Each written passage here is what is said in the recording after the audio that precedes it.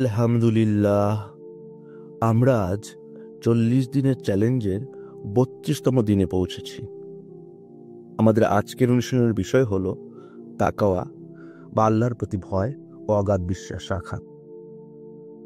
তাকওয়া এমন একটি গুণ যা আমাদের ঈমানকে দৃঢ় করে, আমাদের চরিত্রকে পরিশুদ্ধ করে এবং আমাদের জীবনে আল্লাহ সন্তুষ্টির পথে পরিচালিত করে। তাকওয়া মানে আল্লাহকে ভয় করা, কিন্তু এটি সেই ভয় নয় যা মানুষকে হতাশায় ফেলে দেয়, বরং এটি সেই ভয় যা মানুষকে সঠিক পথে চলতে সাহায্য করে, অন্যায় থেকে দূরে রাখে এবং আল্লাহর রহমতের আশায় ভালো কাজ করতে উদ্বুদ্ধ করে। আল্লাহ তাআলা কুরআনে বলেছেন, সূরা আল হুজরাতের 13 নং আয়াতে, নিশ্চয়ই আল্লাহর কাছে সর্বাধিক সম্মানিত সেই যে সর্বাধিক তাকওয়াবান।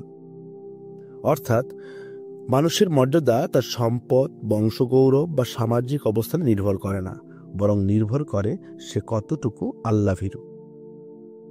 রাসূলুল্লাহ সাল্লাল্লাহু আলাইহি ওয়াসাল্লাম বলেছেন, আমি তোমাদেরকে আল্লাহভীতি অর্জনের উপদেশ দিচ্ছি, কারণ এটা তোমাদের সব কাজের মূল। তাকওয়া অর্জন ছাড়া একজন মুসলিম কখনো পূর্ণাঙ্গ মুমিন হতে পারে না। তাকওয়া অর্জনের জন্য সবচেয়ে গুরুত্বপূর্ণ বিষয় হল মৃত্যুকে স্মরণ করা। রাসূলুল্লাহ সাল্লাল্লাহু আলাইহি ওয়াসাল্লাম বলেন, তোমরা যত বেশি সম্ভব মৃত্যুকে স্মরণ করো, কারণ এটি পাপ থেকে দূরে রাখে এবং অন্তরকে পরিশুদ্ধ করে। আমরা যদি সবসময় মৃত্যুর কথা মনে রাখি, তাহলে কখনো অন্যায় কাজে লিপ্ত হতে পারবো না। কারণ যে ব্যক্তি জানে যে তাকে একদিন মহান রবের সামনে দাঁড়াতে হবে, সে কখনোই পাপ করতে সাহস পায় না। তাই আমাদের উচিত প্রতিদিন অন্তত কিছু সময় ধরে হলেও মৃত্যুর কথা ভাবা, নিজেদের আমল হিসাব করা এবং তওবা করা। তাকওয়া বাড়ানোর অন্যতম উপায় হলো আল্লাহর প্রতি অগাধ বিশ্বাস রাখা।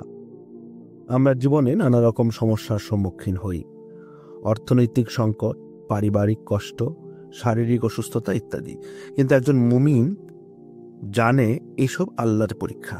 কোরআনে বলা হয়েছে, সূরা আত-তালাকের 2 থেকে 3 নং আয়াতে, যে আল্লাহকে ভয় করে আল্লাহ তার জন্য উত্তরণের পথ বের করে দেন এবং তিনি তাকে এমন উৎস থেকে রিজিক দেন যা সে কল্পনাও করতে পারে না। এখন প্রশ্ন হলো, আমরা কিভাবে এই অনুশীলনটি করব? প্রথমত, আজ থেকে আমরা প্রতিদিন কিছুটা সময়ের জন্য হলেও মৃত্যুর কথা ভাবব এবং নিজেদের আমল বিশ্লেষণ করব। দ্বিতীয়ত, প্রতিদিন আল্লাহকে ভয় করার মাধ্যমে নিজেদের গুনাহ থেকে বিরত রাখার চেষ্টা করব। এবং তৃতীয়ত, আল্লাহর প্রতি পূর্ণ আস্থা ধরে রেখে ধৈর্যের সাথে প্রত্যেকটি পরিস্থিতিতে আল্লাহর উপর ভরসা করব। আসুন আমরা নিজেদের মধ্যে সত্যিকারের তাকওয়া সৃষ্টি করি, মৃত্যুর জন্য প্রস্তুত থাকি এবং আল্লাহ সন্তুষ্টির জন্য আমাদের জীবন পরিচালিত করি। আল্লাহ আমাদের এই অনুশীলনের সফলতা দান করুন।